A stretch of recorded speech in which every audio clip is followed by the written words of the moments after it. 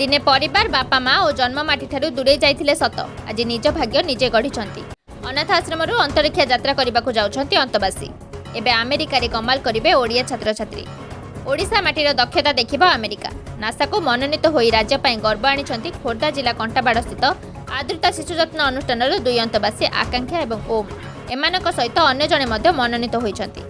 मोट 3 जण छात्र छात्री नासा ह्यूमन एक्सप्लोरेशन रोप चैलेंज रे भाग नेबाकू मनोनीत होइछंती।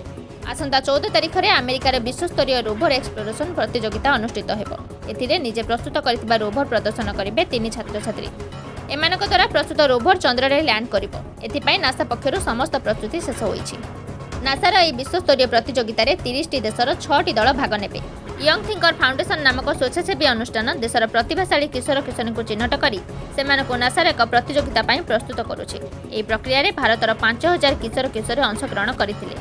से मध्यरु 6 जण मनोनीत होइतिबा बेले ओडिसा रो 3 जणको चयन करा जायछि। चयन होइतिबा 3 जणक मध्यरे खोर्धा कंटाबाड़ स्थित आद्रिता शिशु जत्न अनुष्ठानर आकांक्षा एवं ओम पाड़ी स्थान पाइछंती। आकांक्षा वर्तमान सरकारी आईआईटी रे पढुतिबा बेले ओम बिजू पट्टनायक महाविद्यालय रे युक्त 2 विज्ञानर छात्र अटंती। सेहीपरि मनोनीत होइतिबा आउ जणे छात्र हेले कटकर वासुदेव भोई।